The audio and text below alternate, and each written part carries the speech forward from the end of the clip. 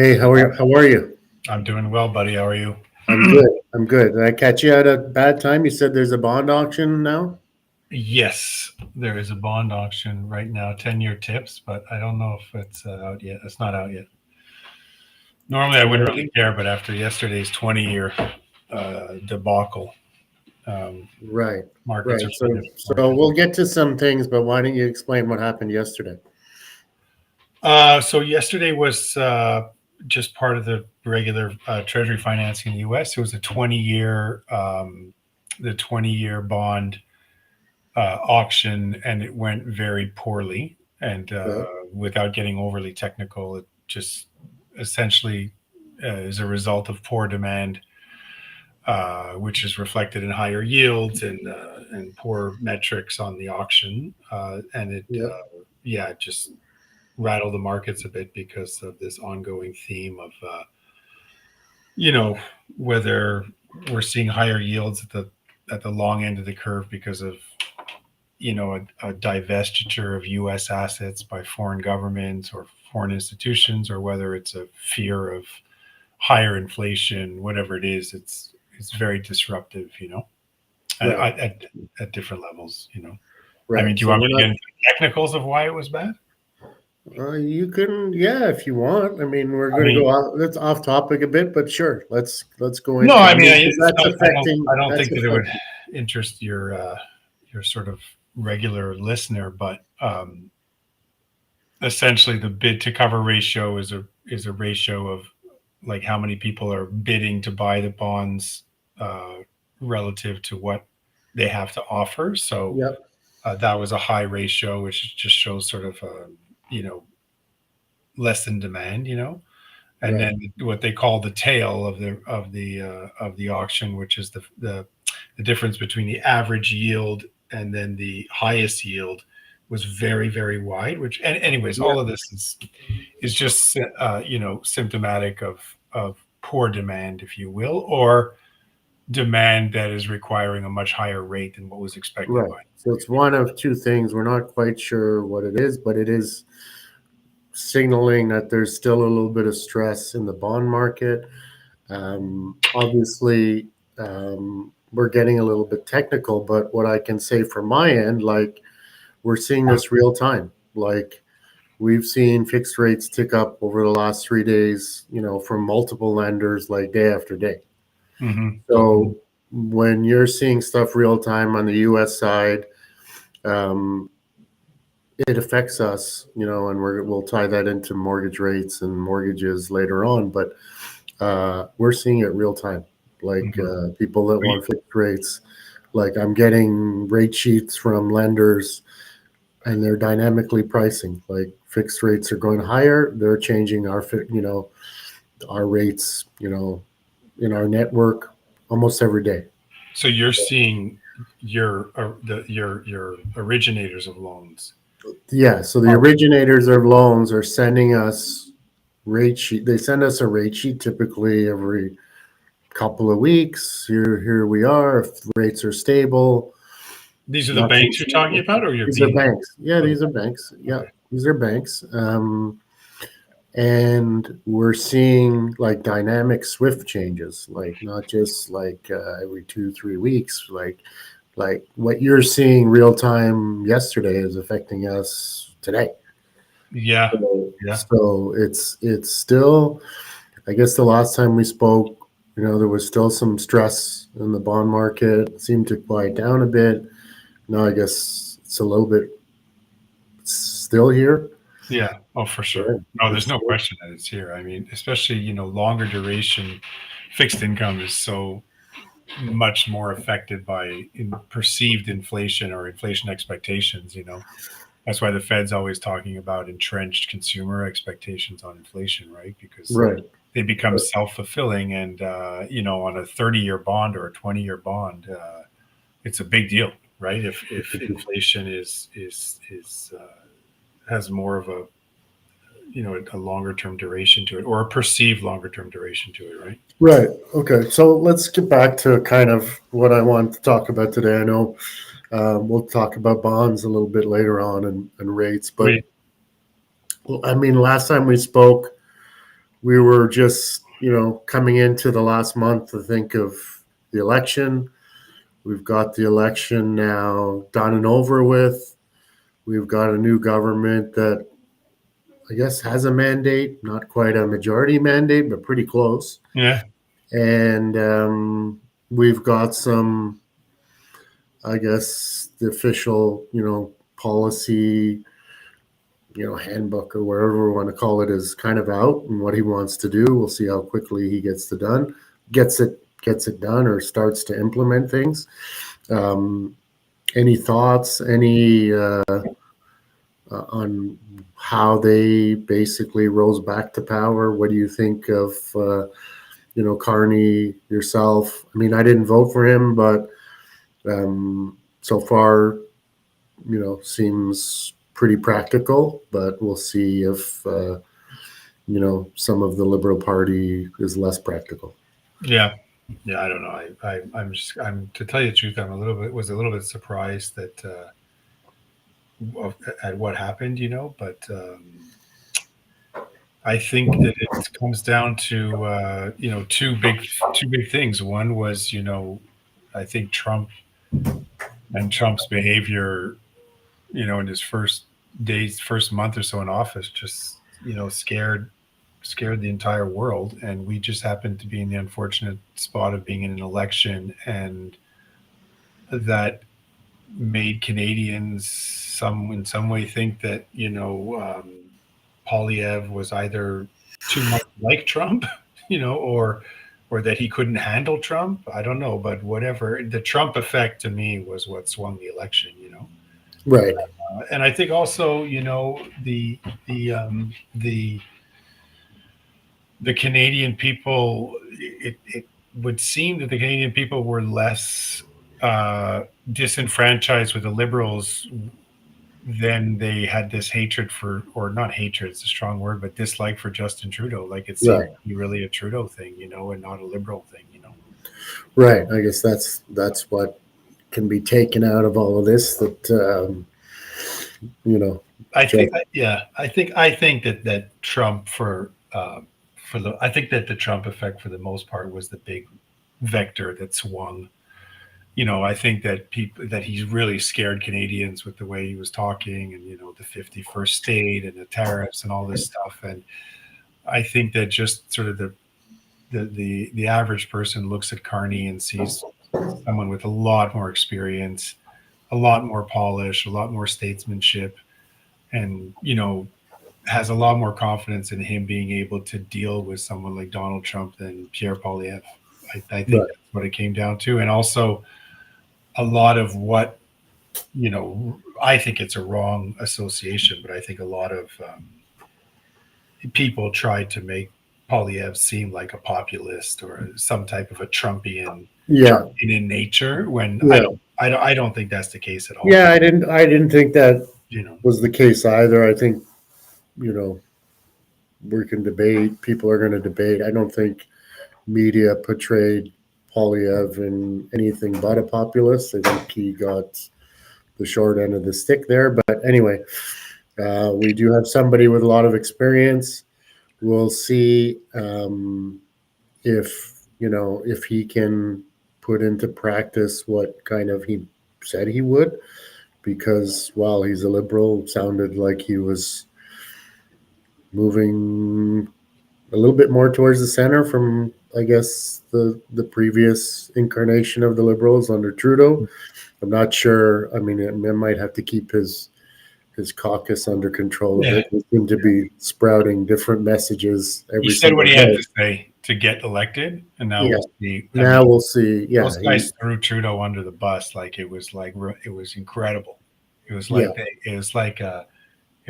they went from supporting him and his outrageous policies that were really adversely affecting the country to from the time he resigned to not even wanting to talk about him, to saying like he's gone, let's not talk about him. Yes, incredible. Let's not run on our past record. It was all him. It was all him. The party was like out. It was. That's what surprised me. I mean, I mean, we'll get into, CPI and monetary policy and effects on mortgages and stuff. But that's what surprised me the most about the election, I think, was that they didn't give the Liberals a pause. And they just really, Yeah. the Canadians were just like, it was all him. Like, Yeah. threw Yeah. back because they got more votes or more seats than they had at any time under Justin, right? Yeah. Right. So, I mean, it's kind of weird. I guess the Trump factor, as you said, really, really scared people. Putting somebody into place that has kind of a presence on the world scene, I guess, was important. And I guess we'll see what, if anything, he can change or bring to the table that, Trudeau couldn't. I mean, we're going to deal with some kind of, I guess, unity crisis here if he doesn't do some things, that Alberta kind of wants or needs. It's I not mean, only Alberta. It's really like the Liberals continuously are voted into power by the two big urban centers in Montreal and right. Toronto. Yeah. Like I don't want to get into a debate on where how the electoral, not the electoral map, the seating should be relative to population, but you look at the like Montreal where I'm at, it was solid Liberal. There was Yeah. one seat that went to the Bloc, I think, and Toronto is very similar, right? And so Toronto's very all these similar. people out west that they don't have any. The Liberals have no one votes for them in the southern part of Manitoba, anywhere in Saskatchewan, pretty well nowhere in Alberta besides a seat or two in Calgary. I didn't look how Calgary went, but so the Liberals don't represent people out west whatsoever. No, Outside no. of Montreal, they don't even represent people in Quebec because the rest of Quebec is Bloc. Right. And Right. so they continuously get into power and Yeah, it'll be interesting. I think this. I saw somebody say that the next 2 years, like he might wish, Carney might wish that he didn't come to power. We'll see. Like just the amount of heavy lifting that needs to be done for our economy. yeah. Dealing with the orange man down south. Yeah. Um, it's going to be tough sledding. Hopefully, he's the right person for it, and Yeah. we'll see how it goes. So, I guess the tie-in. First, we can talk about.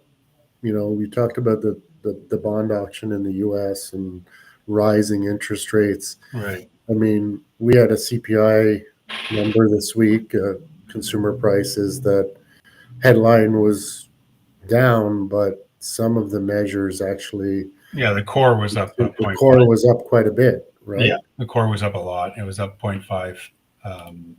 Yeah. It was not a good. It was not a good CPI, and that obviously had some, in my business on top of what's happening down south. Our core numbers being stronger pushed interest rates up a little bit, at least fixed rates. Yeah. Do you think, like, we'll get into Carney and the Bank of Canada after, but do you think that the Bank of Canada is going to look past, these numbers? Do you have any sense, like the last couple of, I guess, speeches, or maybe it was a month ago or 2 weeks ago, where they kind of hinted that they might look past some of these scarier numbers a little bit? I think the bank is close to being done. Like my feel is that they might not even go at the next meeting, and most of my speculative call on that is that they're new. I think they feel like they are new neutral rates. The neutral rate they want to be at is somewhere around here, Right. and so when you're at 275, is it a big deal? Like, are you really going to move the needle on economic growth if you go to 250? Maybe. Do they want to go south of 2? I don't think so. Like, I think that all central banks are would say that the zero interest rate policy, or like let's say a range from 0 to 100 basis points on overnight rates, is a thing of the past, and that they're going to find neutral rates to be more in the 2 to 3% area. So I think the bank is kind of 50 basis points away from where they might want to be neutral. Yeah. And you want to keep some dry powder if you really do face like big economic headwinds. We are getting low reads on GDP, but is it really going to move the needle? Like I wonder if they just see it as not really something that's necessary. Right.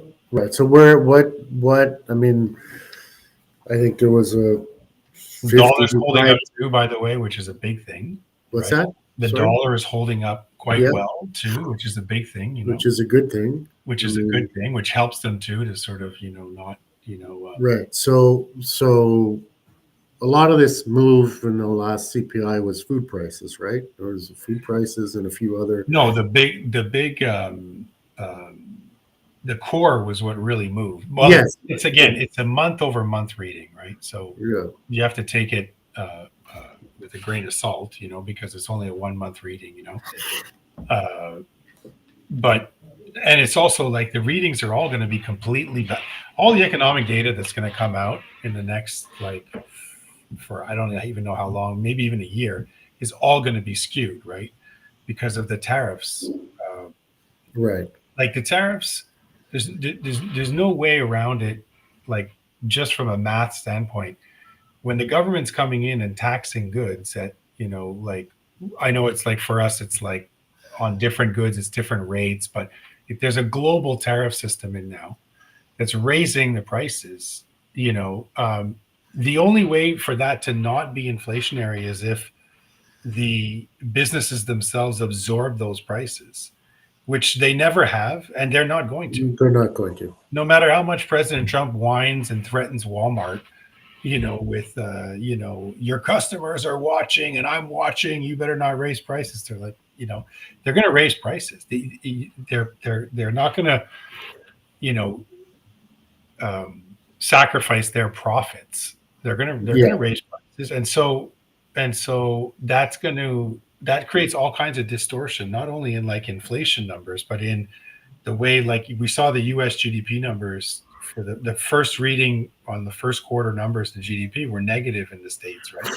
Yep. Or were they negative, or they were just below what they were supposed to be? What were they? They were, I think they were negative, weren't they? I should have.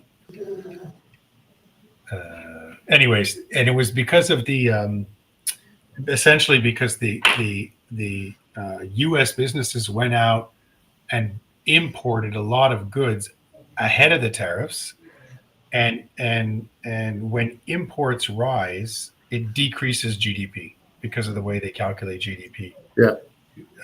And so, anyway, so that type of a distortion creates a number that it is real. But like Powell was talking in his press conference, and he was saying, now that a lot of the tariffs are in, even though they're low at 10%, that net import number is going to go way down, which is going to make first quarter GDP much higher and make it look like we're economically stronger, right? And the point is not in what the GDP is that the numbers are all over the place. They're all over the place. Yeah. They're all over the place. Yeah. So going back to, I guess, our CPI and what you mentioned, like I've thought about this for a while, and 50 bips, maybe this rest of this year, 75 when things look horrible, quarter only when things were better. We're somewhere between a quarter and 75 bips, let's say, till the end of the year. For June, it's June 4th, right? Is the next meeting? The 4th or the 12th? One of them's on the 12th and one's on the 4th. Yeah, it's June 4th. Yeah. So and then the U.S. 4th, is 2 weeks later. Right. So June 4th, what are they? If you looked at your screens right now, what are they predicting? They are predicting a little less than a 50% chance. A little less than a 50% chance. Yeah. Okay. So they were in the 60s at least, I would assume, before CPI. And they were even higher. They were, I would say, there was almost like not 100%, but there's different ways to calculate it, but like, yeah, north of 75% chance they were going to go, Right. And now we're 50-50, or just A under 50. little bit less, I would say. I would say like Right. 40, 60, depending on what day it is, and things always move, but yeah, less like if the meeting was tomorrow, I would bet that they're not going to go. Right. So we've still got, what do we have left this month? What are we? That could move the needle aside from Nothing. any Trump Nothing. headline or any. We got nothing important. There's no jobs number before the next Hold on, let me check meeting. the calendar. No, so the jobs number will come out like 2 days after the meeting. Yeah. Right. So they might be able to take that into consideration. I mean, I think it's one of those meetings where if they go, no one's going to, point the finger and say, "Oh, you shouldn't have gone." And if they don't go, it's going to be the same thing, Right. Right. The one message that's come out clear from Macklin is that it's such a unique environment in that they don't know really what's going on, and even if policy was set and we knew what we were dealing with, it would take a while to see how it's playing through. Because don't forget, like, we're tariffing them too, right? Are we? Yeah, we have reciprocal tariffs on. No, I know. There wasn't this a little blurb the last week or so that we are not reciprocating on the tariffs, and I was in don't the news like elbows up, elbows down. Well, the auto industry is Or being tariffed at some levels. It's unclear on, I don't do enough deep diving into exactly what it is, but aluminum and steel is being tariffed, so I don't know. I mean, we have to see, right? Right. Yeah, I don't know. We have to see. And I think that the bank is sitting back and saying, we don't really know. We don't know what this looks like, Yeah, and and you made a good point. Aside from drilling rates to zero again, like what's another quarter point going to do? What's another 50 bits going to do? Yeah. You might as well err on the side of caution. And they have to, you have to leave dry powder for a crisis, right? Like, what if we really slow down and we go into a recession, So that's a good question to lead into that's a good statement to lead into my next question. Are we not already in a recession? Well, a recession is defined by 2 consecutive quarters. Yeah, I know the legal definition of a recession, but are we not kind of there? Like, I don't know. Jobs rise, like Ontario is hemorrhaging. I don't know. I only know anecdotally, right? Like what, we're close to 8% in Ontario now in our jobless rate, and Toronto is even worse. So yeah, I don't know. I mean, Canadian GDP numbers are released month over month. They're, I would say, like almost statistically inaccurate, irrelevant, if you will, because they'll come out one month at negative 0.1, then they'll revise it the next month to like plus 0.1, which makes it almost like irrelevant. Like there's almost like a lag to understanding Canadian economic numbers. But I don't know. I mean, I don't know. I think if you'd ask, like, what would you think when you talk to people in your circle? I think people in my circle are hurting. I mean, from the ground, like, boots on the ground, my business, people I talk to on a daily basis, life's hard, trying to make ends meet, trying to pay the bills, mortgage rates are not low enough, I think, to, cushion the blow. Well, they're not really high like they were a year ago. They're still not quite back to where people need, that extra cash flow. Yeah. As I said, jobless rate, pretty stinky in Toronto. I'm in Toronto. Right. Pretty bad there. I don't really know who's hiring. I don't speak to anybody that says they can't find people anymore. I think it's more firing than it is hiring. Really? So I don't know. From what I see, I think people are struggling. Um, Obviously, there's lots of people that have money and good jobs and a lot of wealth in Toronto.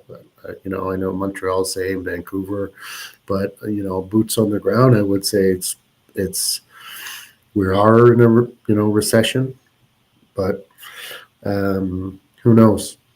I don't know. I agree with you on the month over month stuff. Is like, what do you believe? What don't you believe? Right. Like, Right. jobs are still skewed by government jobs, and private sector jobs are not great.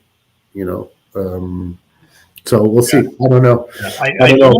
The only thing I hear that is constant, and it reverberates sort of through all the different demographics, different age groups, social groups, whatever, is that housing's a major problem, and that um, you know, whether you're renting or you're paying mortgage, it takes so much of your disposable income to work out that line item in your budget Yep. that Yeah. you're not left with much. Uh, No. and if you either tighten the belts, or you do it American style where you take on credit and you pretend like nothing's happening. Well, I think people have done that here too. It just Yeah. now the issue is the equity is running out, so the hamster wheel is stopping. Like, it's like, okay, I'm going to take equity from my line of credit for my Right. home, continually goes up. I can refi my way out of problems. Now, there's the problem is that, as you mentioned, housing is stagnant. um, Like, are you seeing a big drop in origination, like mortgage origination? yeah, there's a drop in origination. There's a drop in, also, not activity, but there's a drop in, and not even affordability, because I think people can still afford things. There is a drop in values, which does affect the opportunity to refinance.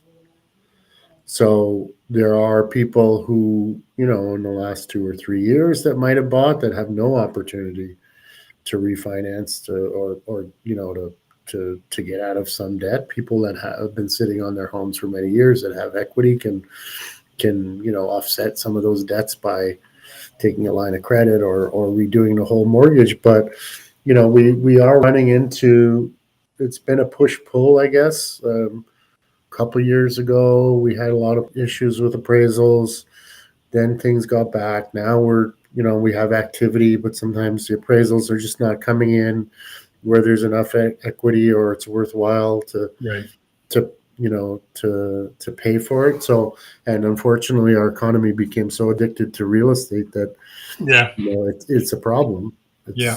I see it as a challenge, and maybe that's what drives rates down a bit lower. But and I think it was the new housing minister this week or last week mentioned building more affordable homes, but also keeping values kind of where they are. Because I think the boomer the boomer vote doesn't want their values to go down. So you know, And this minister is going to pull this off. How's he going to do this? Or I don't know. she? They're going to build 500,000.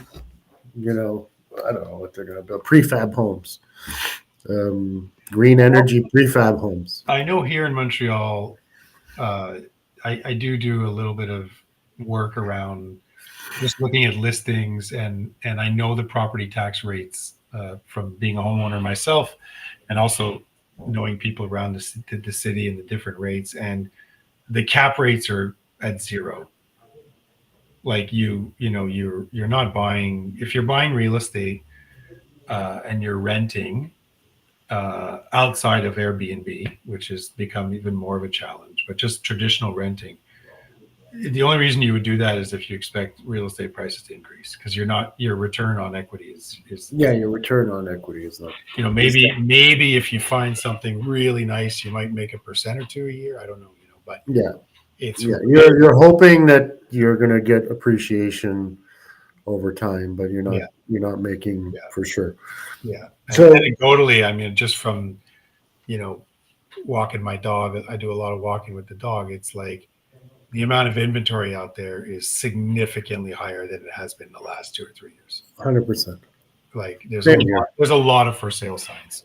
Same here. So I bet, but there's not a lot of transactions happening because I think people are smart enough to bid below, and the people that are trying to sell are not budging on their prices. And who capitulates first is going to be the question. I don't know if Yeah, people can hold on long enough to not capitulate, and sometimes the bids disappear, or yeah. or they show up and The they just government should introduce, like the real victims of all of this is not our generation, because we were fortunate enough to be able to buy homes when they were far more affordable. It's the whatever the Gen Zs, maybe not the millennials, but the Gen Zs or something. Government should put together a policy where if you buy if it's your first home, if it's your first home that you're buying and it's like at a certain level, like, well, I don't know, let's say less than 500,000, or that they should be able to deduct their interest or a portion of their interest. interesting. Yeah, maybe. Well, they get, yeah, I guess. That Well, makes we're housing doing, a lot, it makes housing a lot more affordable. yeah, well, we're doing a lot of strategies. I'm pivoting a little bit to, selling mortgages based on strategy because, rates are rates, and there are, you're going to win some, you're going to lose some, but people focus on rate. But there are strategies out there um, that we're starting to implement with clients. One of them is, cash damming, which is, if you own a rental property, you're deducting we show people strategies how to deduct the interest on their primary residence by, you know, um, putting HELOCs on their homes. If you can't deduct, any interest on your house because it's your primary residence. But if we set you up, or we're setting clients up with a mortgage with a readvanceable line of credit, and if you have a rental property, what we do is we take the rental income, we pay down the mortgage. So you've been essentially doubling up the mortgage payment, and the readvanceable line of credit opens up, and we take that line of credit and we pay the mortgage payments and expenses. And over time, you're converting your bad non-deductible debt into deductible debt. So there are ways of doing it, and we're starting to sell that strategy a little bit. But wouldn't you then have a net negative um, income? You'd have a loss on that rental property, right? Because you're collecting revenue, but you're. No, you're still paying it. Oh, I see. You're. You're turning your non-deductible debt on your primary residence. You're converting it into deductible debt because you're using the readvanceable line of credit to pay the full expenses of the rental. You can do the same thing if you want to invest in a dividend stock. Once you invest, Right. once you invest and you can earn income off it, it's taxable, right? Right. The issue, we can't write off it's not taxable, our primary residence, but we can turn a portion of the primary residence if we convert the debt to a taxable type of debt. So we're doing a lot more strategies like this. So if Kevin Abarbanel had a rental, a condo rental. You just basically take more mortgage debt off your on your rental property, and No, you take nothing changes. The amount, off your primary residence. no, nothing changes. There's no net adding to anything. So if you have a primary residence, I'll give you an example. Let's say I have a primary residence that's $1 million. It's $1 million. I have a $500,000 mortgage, Yeah. and I have a So rental property that's also $1 million. I have a $500,000 more. okay, right. So what we would do, we would put a mortgage and a readvanceable line of credit on your primary residence. So let's I say already have a mortgage. you have a mortgage, but you need the product that is readvanceable. So you have a Scotia mortgage, I did it for you, right? Yeah. So I would change that, or I would go back to Scotia and say, give me a line of credit because you have a lot of equity. Give me a line of credit on it. So On top of the mortgage. on top of the mortgage. So Right. the way some of these lines of credit work is as you pay down the mortgage, the line of credit opens up. Okay. There's no difference in how much you owe. It's just it's one is a fixed mortgage and one is a home equity line of credit. Okay. Right? So you're going to get, I'm going to use 2,000 a month rental income on your on On my your on property. your Yeah. rent, and you pay 2,000 a month to your mortgage, right? Let's say. So we're going to take the 2,000 a month rental income and we're going to prepay your mortgage by 2,000. You're going to also pay your regular mortgage payment of 2,000. So basically, you're paying 4,000 to your primary residence. So you're doubling up your payment. As you do that, essentially 2,000 opens up on the line of credit. Right. So I'm going to take 2,000 and I'm going to pay the mortgage on the rental plus the expenses. Okay. Right? So now I have a balance on my line of credit. That balance on the line of credit becomes tax deductible at your marginal tax rate Why? It's on my home. It's on my principal residence. because it's being used to fund something Oh, that is taxable. right. But why wouldn't you? What's the difference between just taking the revenue from my rental property and paying my mortgage on my rental property, deducting that interest? Because this one is paying your primary faster Okay. and you're getting potentially you're going to get More. more you're paying it down faster and you're going to get the tax refund based on how much your whatever your marginal tax rate is. Okay. And so Well, obviously, and then people you've will done the also math, so you know. yeah, and then people will also, if you want to really optimize the strategy, people will also take the tax refund and prepay the mortgage. So if you're getting 24,000 a year in rent, let's say from your rental, you just made an extra 24,000 a year prepayment to your primary residence, right? And potentially you're going to write off the interest on the primary residence, which you couldn't before, get a tax refund and prepay even more. Okay. So we're doing those kind of strategies. We have calculators. We can show them how fast you convert your debt from non-deductible to deductible debt. We can show what the net wealth effect will be.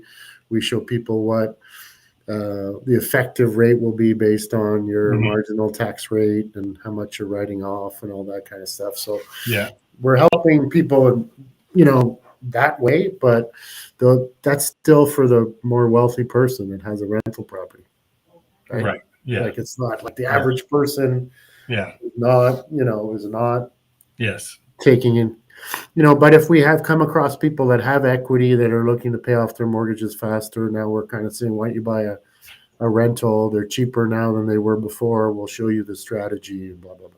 Yeah. No, I mean, it sounds good. It sounds like a good. Yeah. So we got to sell strategy over rate. So, Yeah.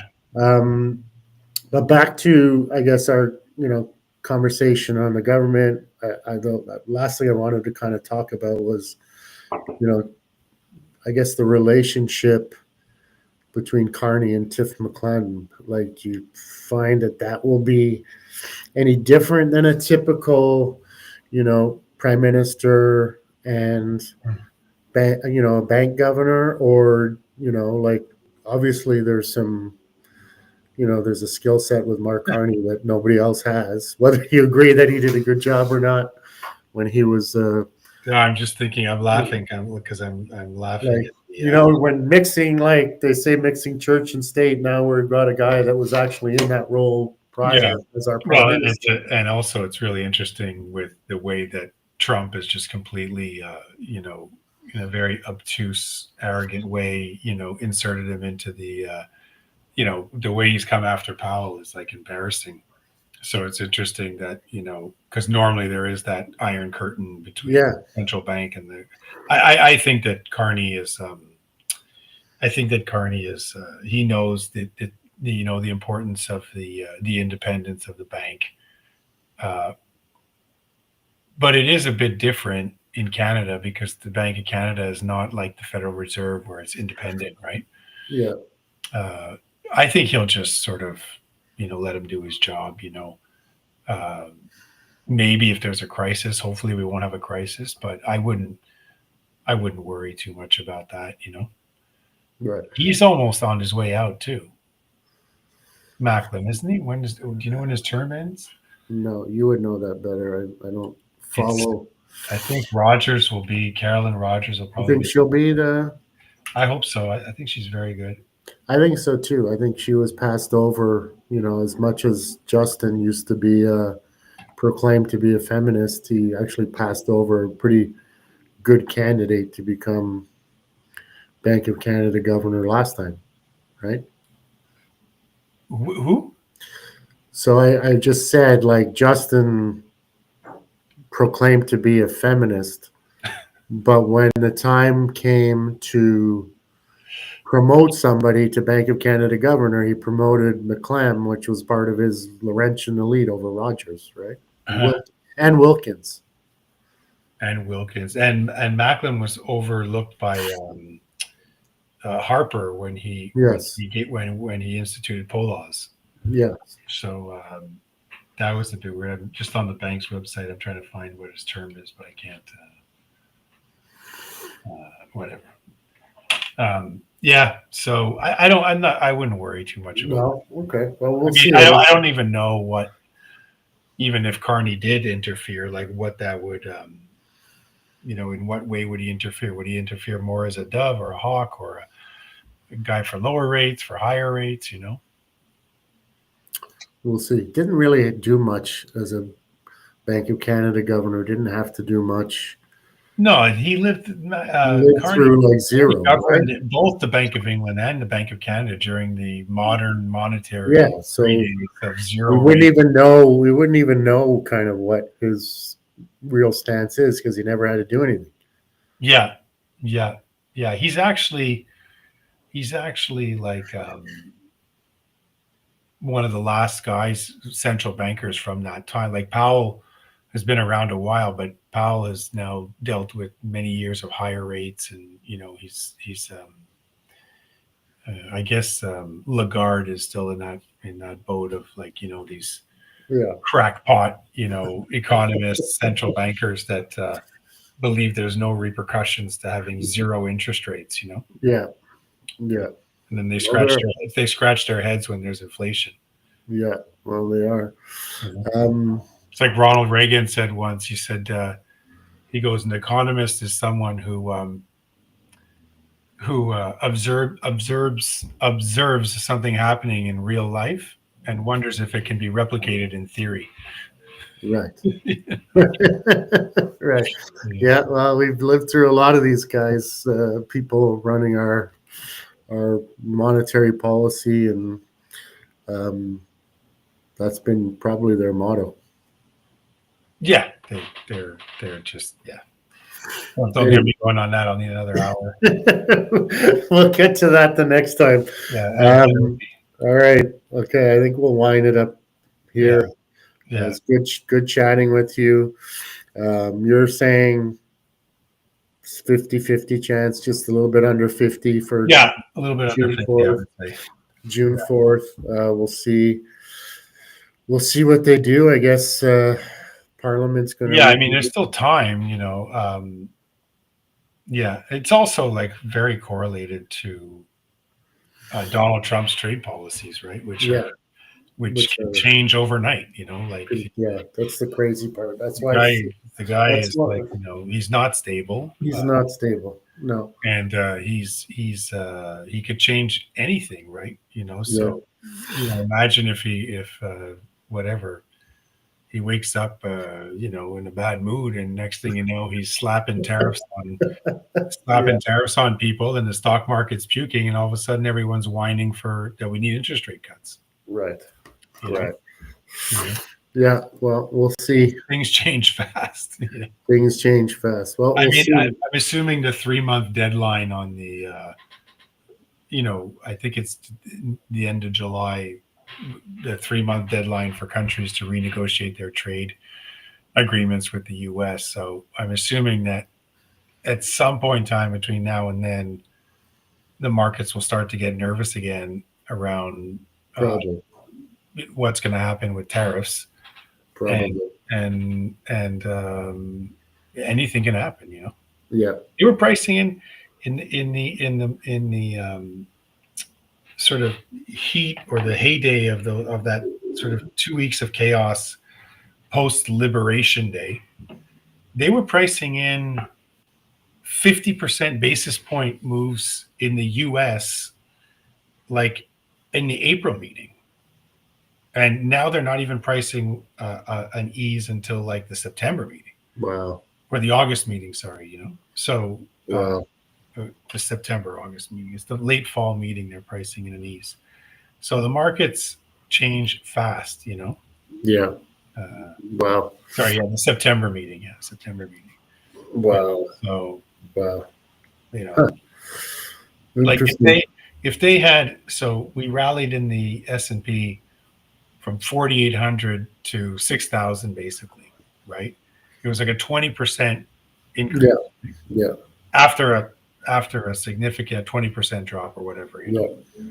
Um, if we went back down, even halfway back down to where we were in April, I bet you that the Fed would ease at the June meeting because there's so much political pressure on him to ease, Yeah.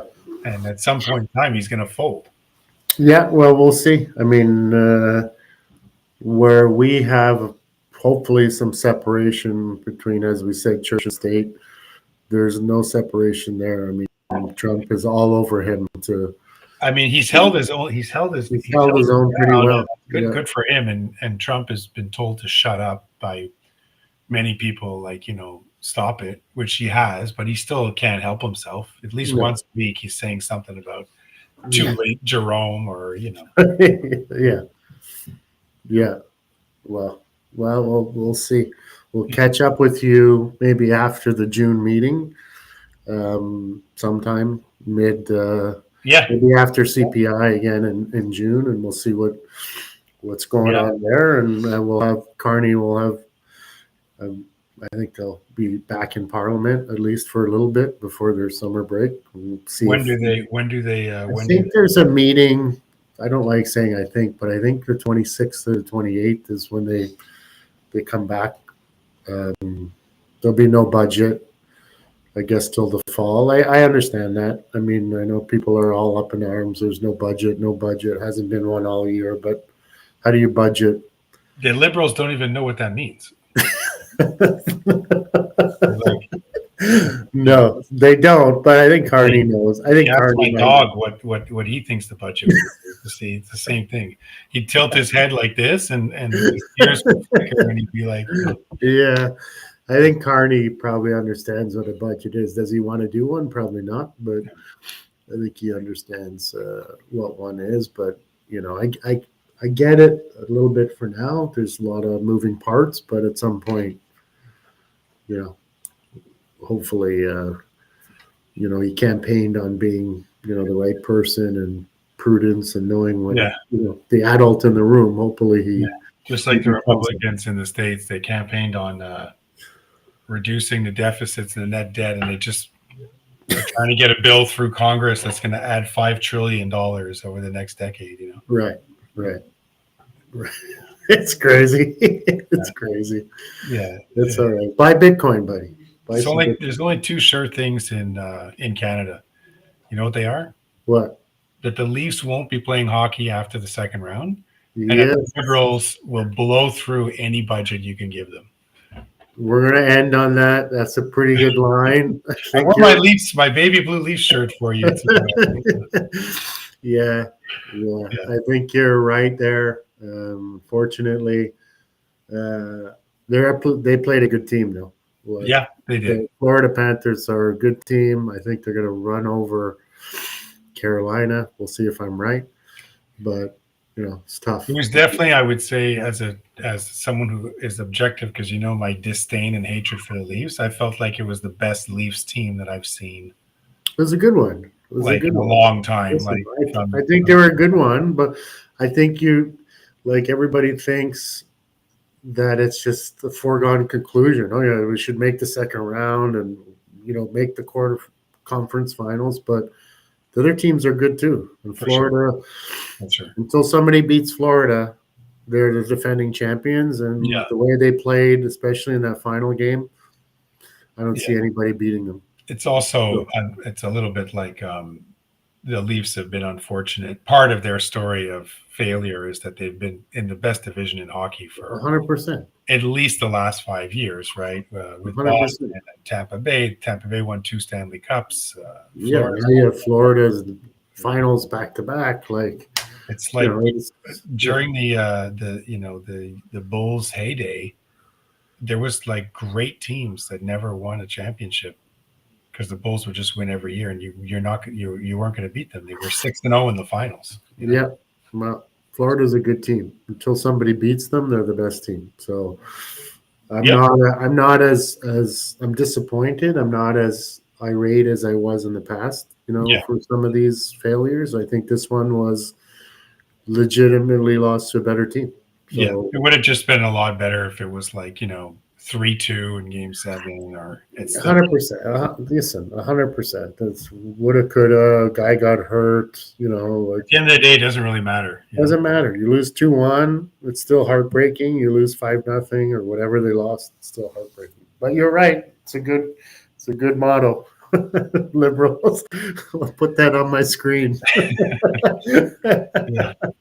Yeah. Okay. We'll see which one changes first. Yes, we'll see if any one of those. Yes, I thought this actually, before I let you go, I thought this was going to be the year because the Knicks made the semifinals. I was like, that means. You watched last night's game? No, it was.